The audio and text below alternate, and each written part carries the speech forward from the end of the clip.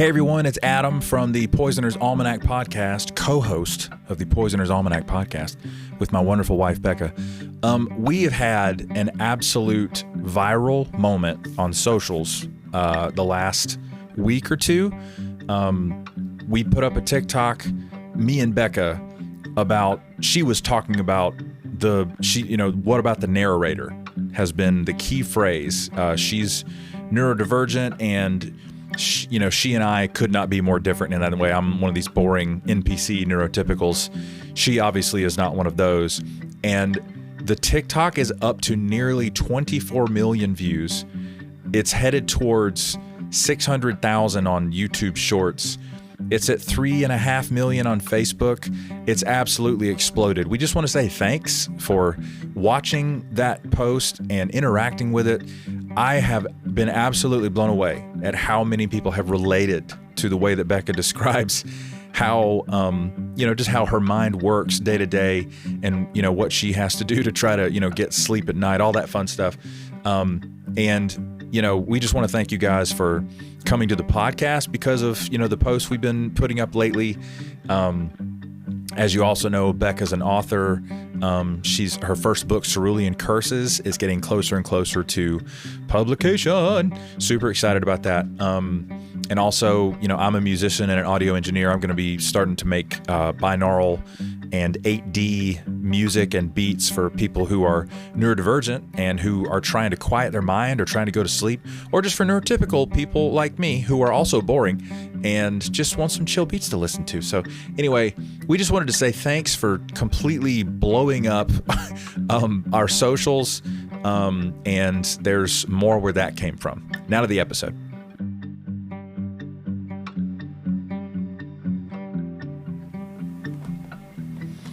Welcome to the Poisoner's Almanac podcast. I'm Adam, your co-host. I'm Rebecca. The other co-host. That one.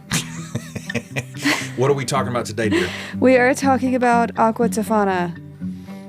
Aquafina? No. No? Not Aquafina. It's not the same? You don't want this in your Aquafina. Okay. Understood. You don't know anything about Aqua Tofana.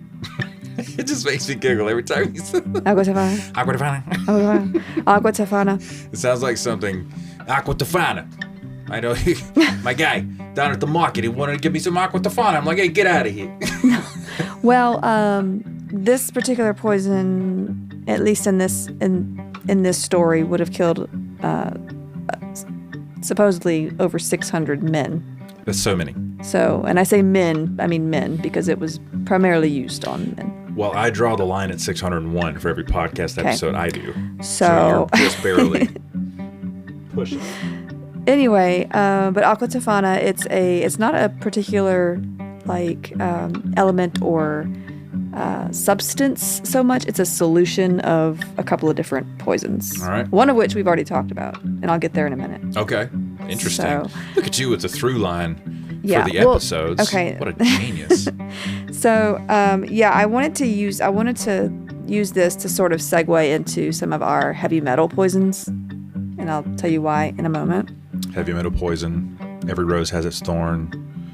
Not that. Oh, okay. Not that heavy metal. Okay. Although good heavy metal, but not that one. I guess if there's any trigger warnings on here, it would be for mentions of abuse, no details. Okay. And black masses. Do I need to mention that? I don't know.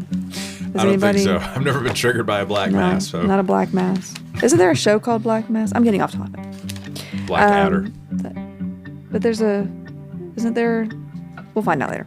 Okay. The first recorded mention of this particular poison was between 1632 and 1633, when there was a trial of sorts for two women accused of poisoning others. And one of these women was Teofania di Adamo, who is believed to be the mother of Julia Tofana, who is the main person of interest in this particular episode. Okay. Now, this concoction known as Aqua Tofana, it's been around for some time. This recipe has been passed down and tweaked over time. Okay, so it's like, if you've got a family heirloom, theirs was poison. I cannot imagine. So it consisted mostly of arsenic, lead, and belladonna, which we've talked about. Deadly nightshade. Is belladonna one of the lyrics from Bohemian Rhapsody? Did they say that at some point? I don't. Belladonna. No, I don't. I don't think that's. It would fit perfectly. Nobody it would know. But I don't think that's the lyric. Aqua Tofana. No. Okay. And that's going to be in my head now. But it also may have contained antimony and other elements such as mercuric chloride. Oh, that would be mercury and chloride together? I'm guessing, yes. Those are both bad news. Yucky. Well, unless you're talking about sodium chloride, then you have a salt. True. Then you have your table salt. Well, I'm thinking of like mercury and chloride as individual. You don't, yeah. Yeah. Don't mess with it. Lesson learned. Tough stuff. It was odorless, colorless, and tasteless, so it's easy to sneak into. Iocane powder. Oh my God. Okay. Nice one, because that's a brilliant movie. So I can clearly not choose the wine in front of you. Yes. Okay, that's enough. Okay. I'm sorry. We're getting so off track. Ruined this episode. Okay. We're not talking about iocane powder, though. We're talking about Aqua Tofana. All right. We got to get it together. Okay.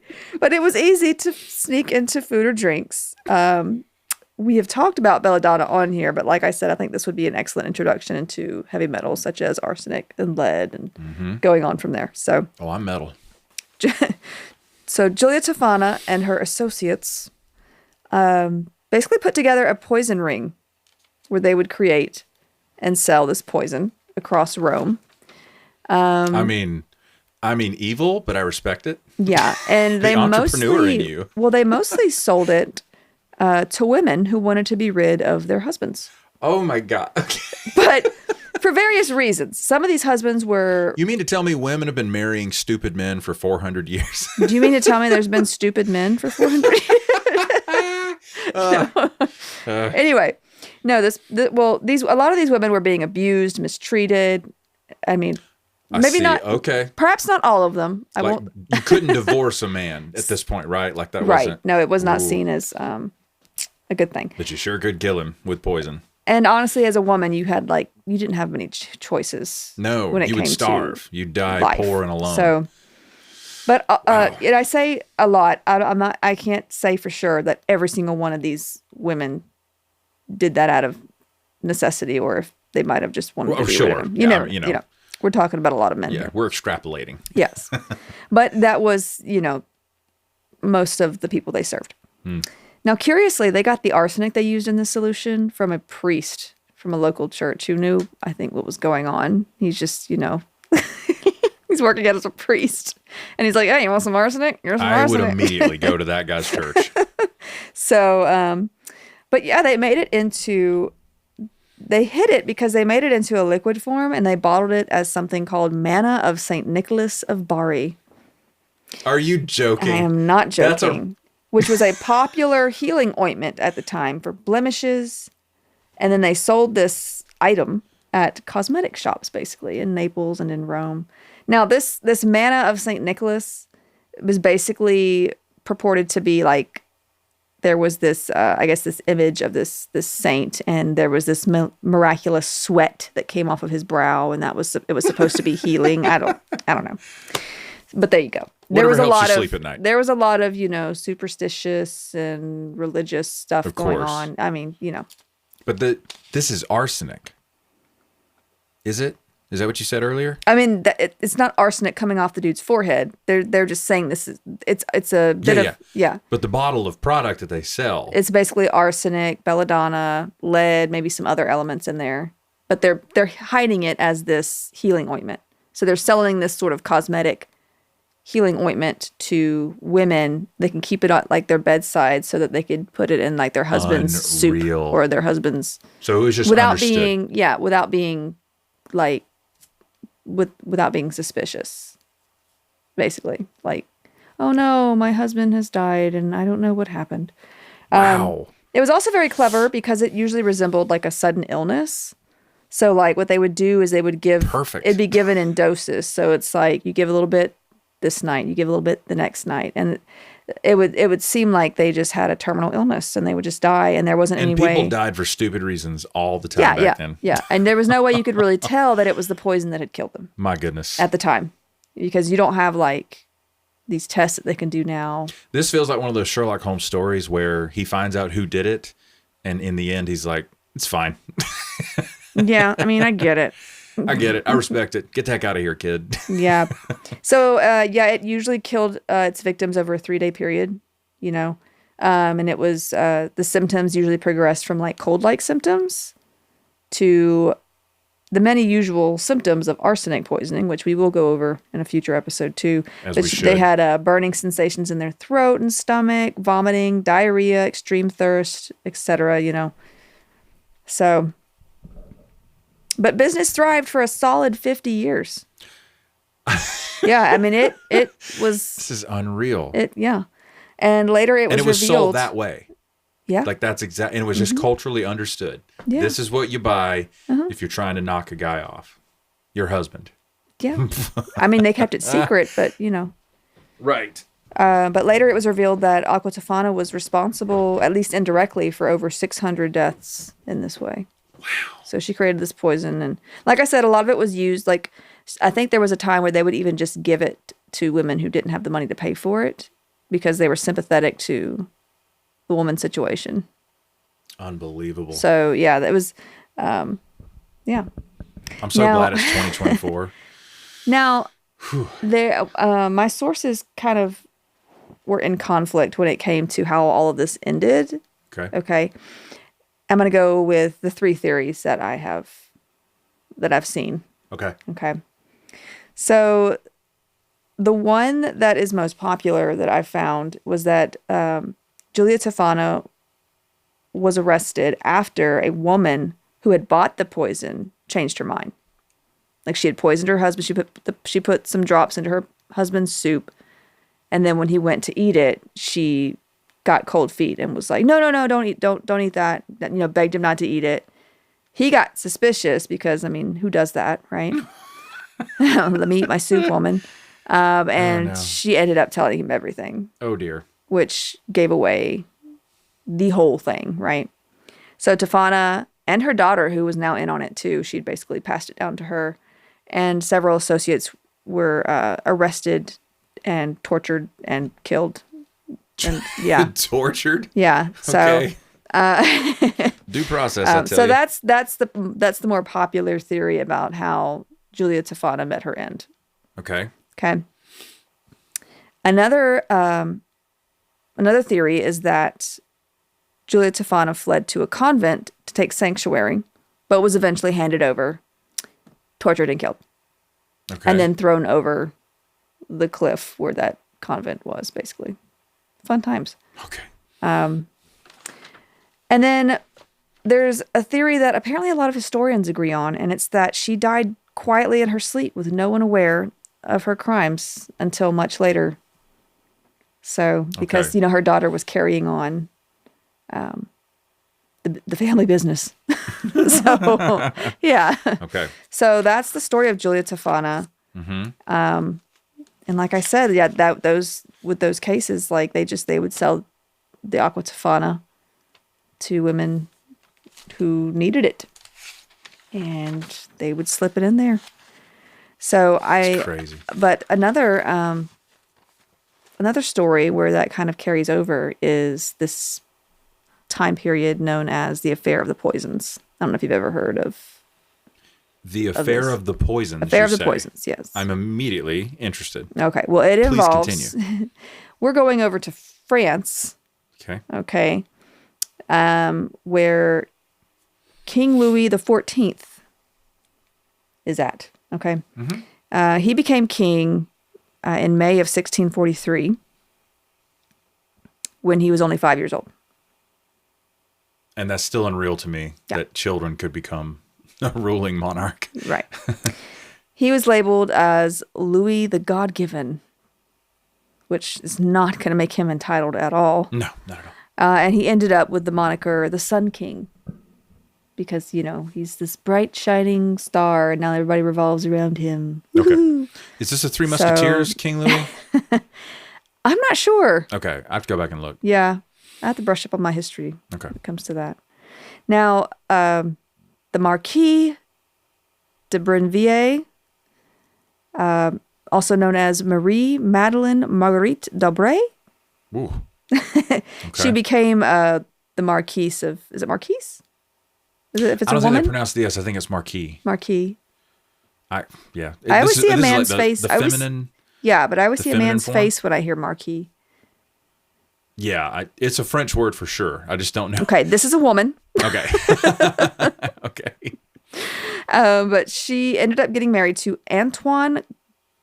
I'm reading Gobelin de Brinvilliers. Goblin. It looks like Goblin, but I'm pretty sure it's not. Gobelin. In 1651, he was an army officer, and she became, the Marquis Do you de remember Brinvilliers. how Jack Lemmon sneezed in Grumpy Old Men? Flang. That was the Odd Couple. The Odd Couple, excuse me. That's how I imagine them pronouncing Goblin. Goblin. Okay. Yeah. So anyway, she gets married. There's a lot of names. So I'm going to try to make this a little easier. It's going to be brutal. Okay. Let us know on the Q&A poll on the Spotify episode itself how Becca does with this. Okay. It was brutal just trying to put this together because I was reading these and they all have titles and names. So I'm going to try to make this simple. We're going to call her... Woman number one. No, we're going to call her Brinvilliers. Okay. Brinvilliers. Okay. Brinvilliers. The Marquise de Brinvilliers. All right. Okay. Now, she ends up meeting her husband's best friend, Jean-Baptiste de Sainte-Croix. De Sainte-Croix. De Sainte-Croix. De Sainte-Croix. Oh my God, I love La Croix. We're going to call him Saint Croix. Okay. Okay. I'm filling out a flow chart as you give me the names. So, Brinvilliers meets Saint Croix in 1959. And I hope... 1959? Oh, God. 1659? Sorry, my mom was born in 1959. Okay. 1659. 1659. Got it. My bad. And they began an affair.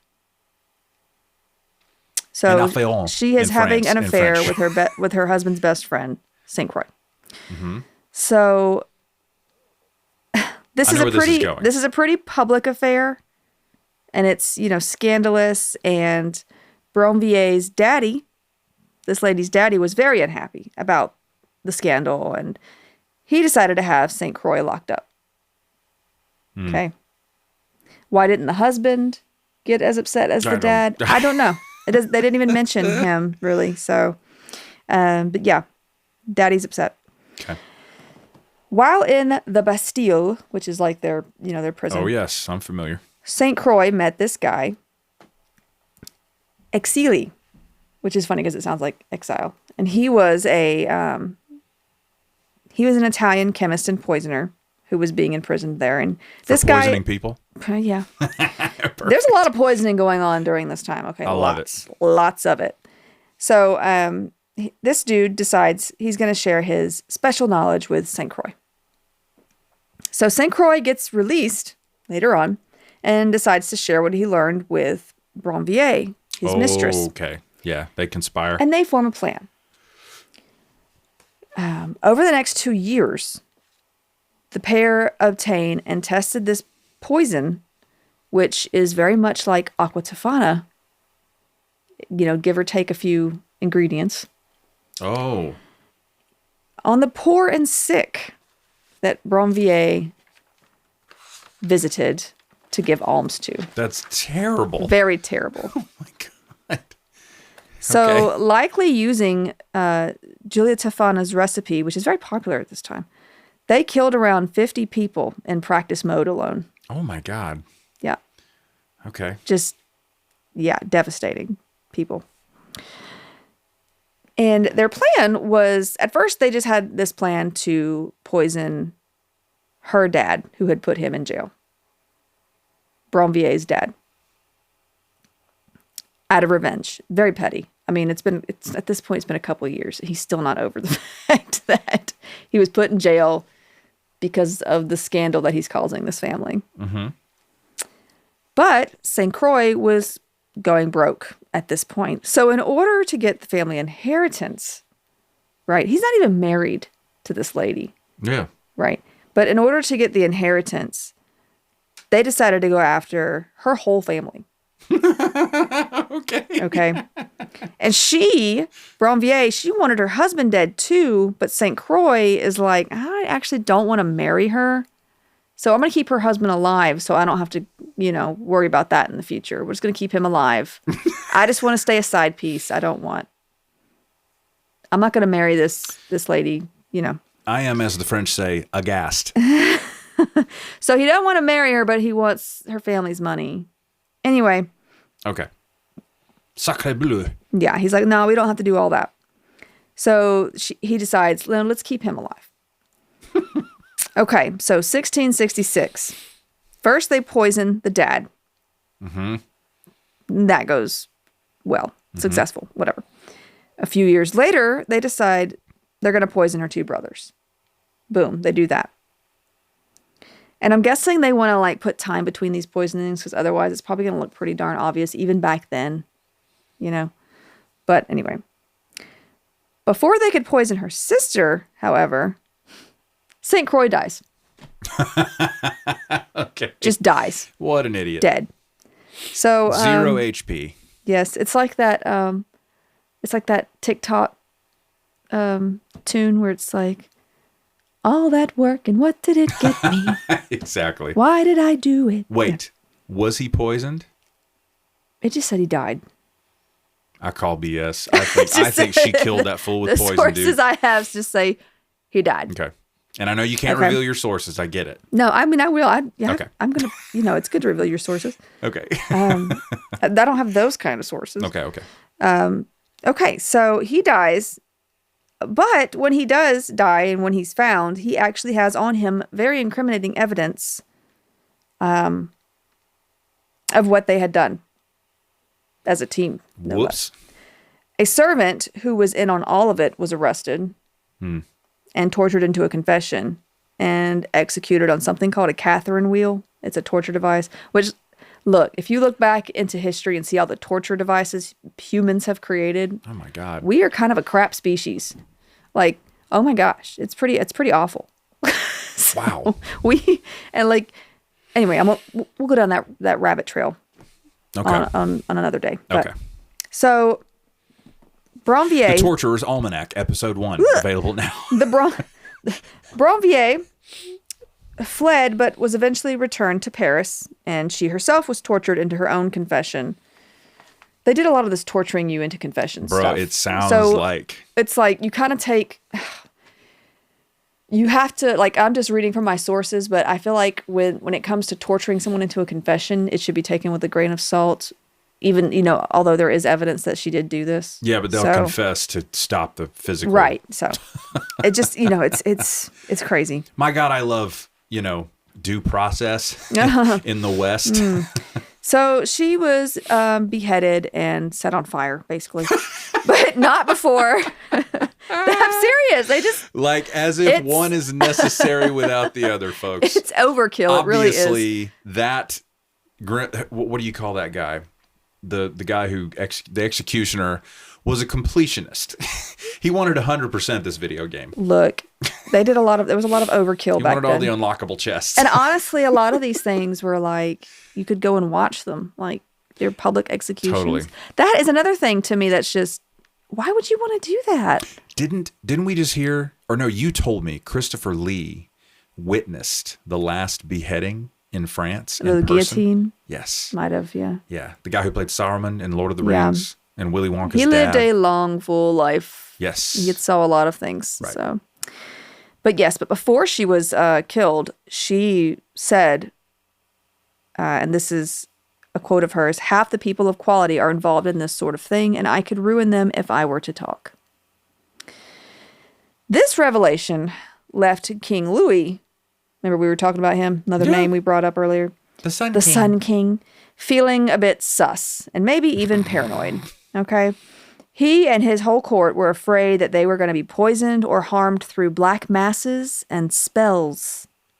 And oh, you mean a mass as in like a Catholic mass? Yeah. What do you think I meant? Black mass. I thought you meant like a tumor. Oh my God. Sorry. No. Not a tumor. That's why we do this podcast Not together. a tumor. Okay. Not a tumor. No. No. A black mass.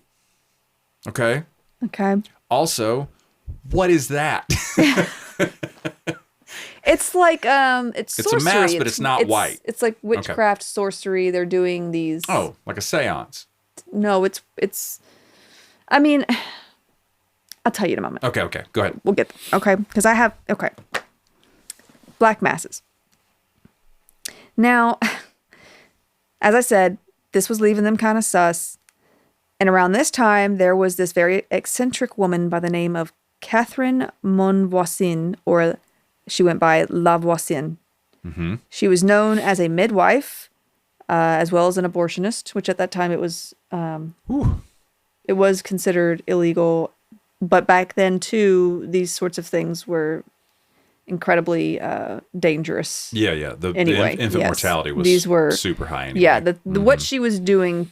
Anyway, yeah, she was doing people. more harm. Oh, she was? I'm sorry. I mean, take it all back. She was trying to help people, but Yeah, the methods in which they did this kind of stuff back then with like abortions and stuff, you might not survive that techniques and stuff.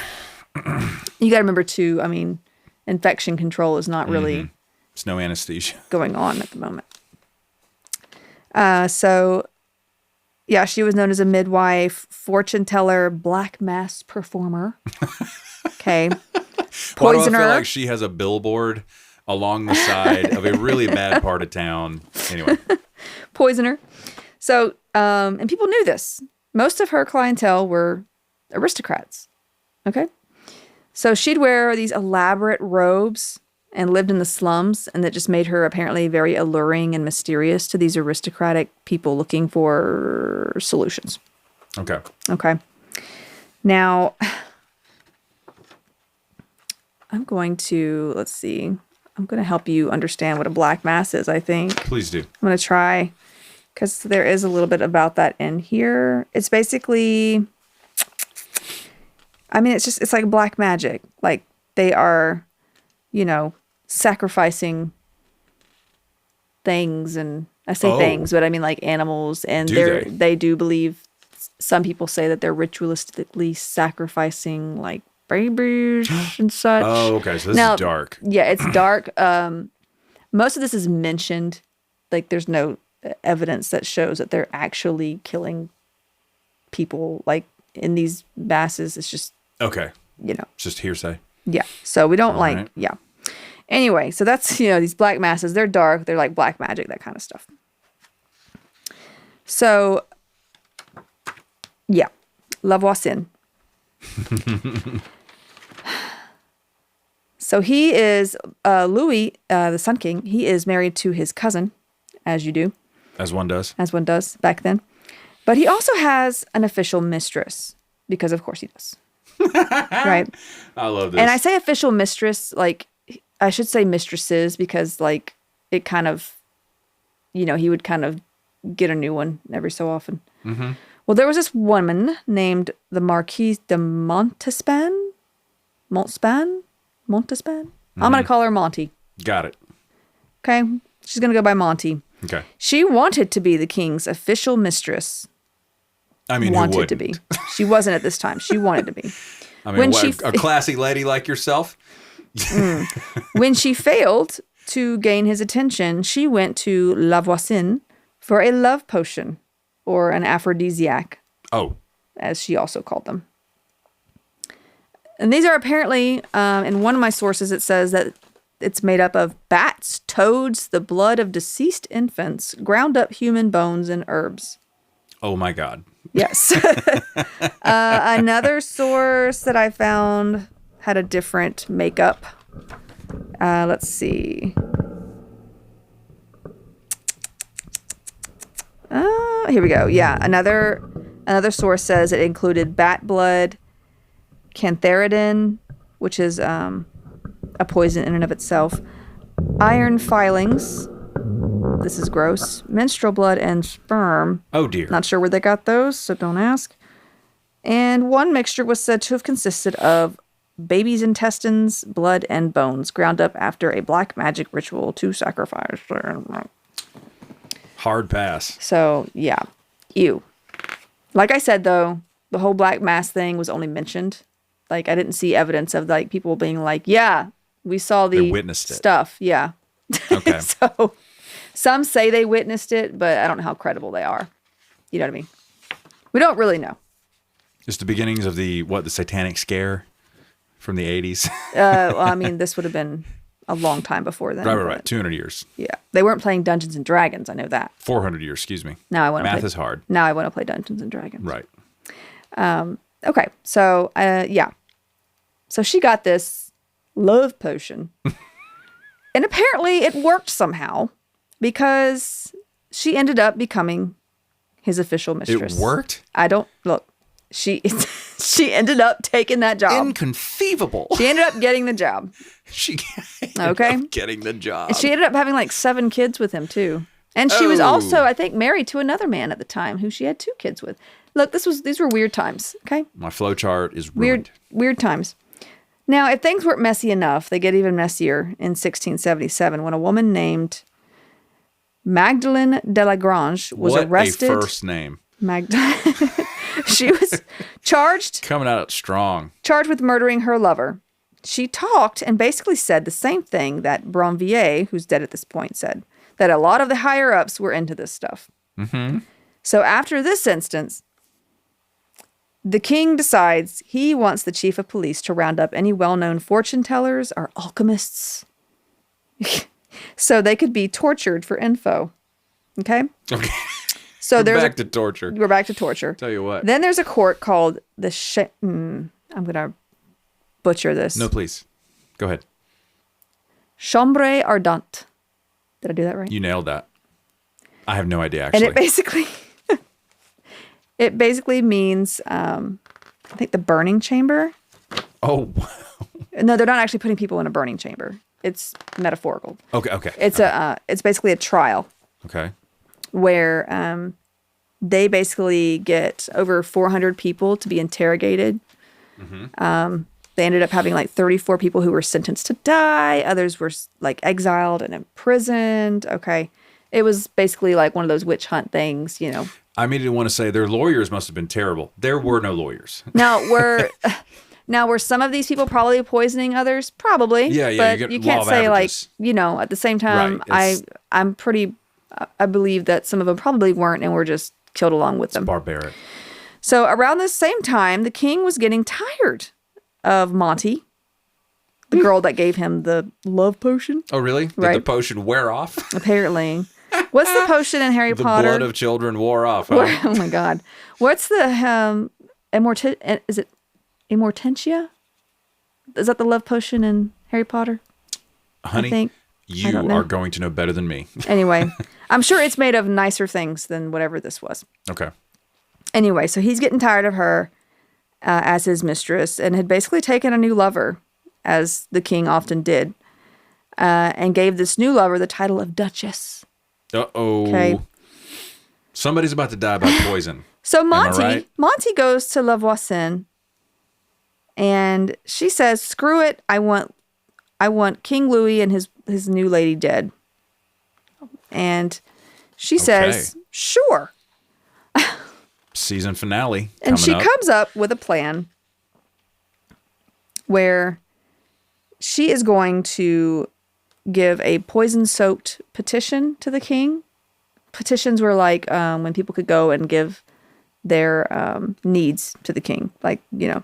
Was it like on some sort of paper? Yeah, like a letter of request. Wow. So it's like parchment, but it's been soaked in poison. Yeah. So. Gangster. But they also wanted to give like his new lady a poisoned dress and a pair of poisoned gloves. Okay. Ooh. And I don't know if you've ever heard of, we might go over this case later, but is it Catherine de Medici and her gloves? Have you ever heard of that story? No. We'll go over that later. Okay. Not today, but we'll go over that later. But this is new for us. Like we haven't seen somebody try to poison someone with an object. It's always been trying to get them to ingest it, right?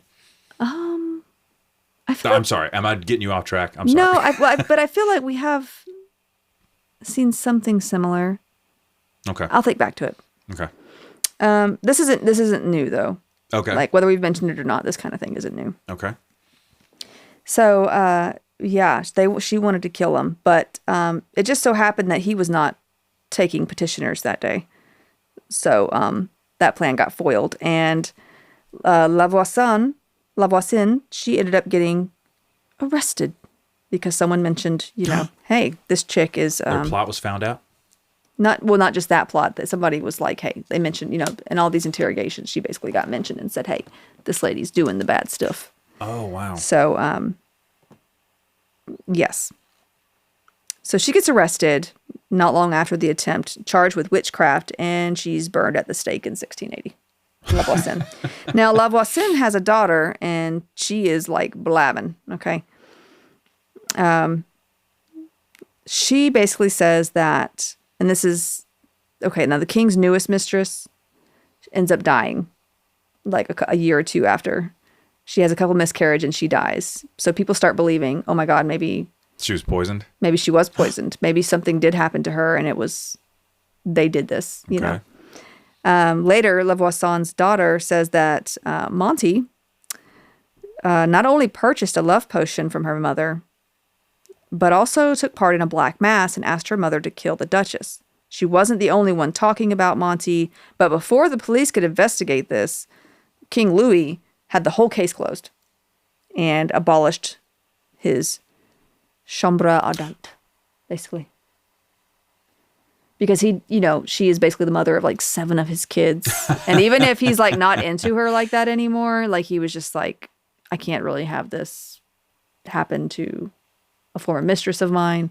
He basically closed it down. Okay, so to save face, he just doesn't want any more drama. Right, so he just cuts it off. Interesting. And basically she is sent to live the rest of her life in a convent while he ends up with yet another mistress, who he ends up marrying, by the way, after his wife dies. Right. And then I'm sure he probably took another mistress. I don't understand what's happening with these men. It's kind of ridiculous. So, he also ended up, I think in 1682, he banned magic, poisons, and any person who used them. So I don't know that's why fair. he didn't just do that from the start, but here we are. That could have worked too. Yeah.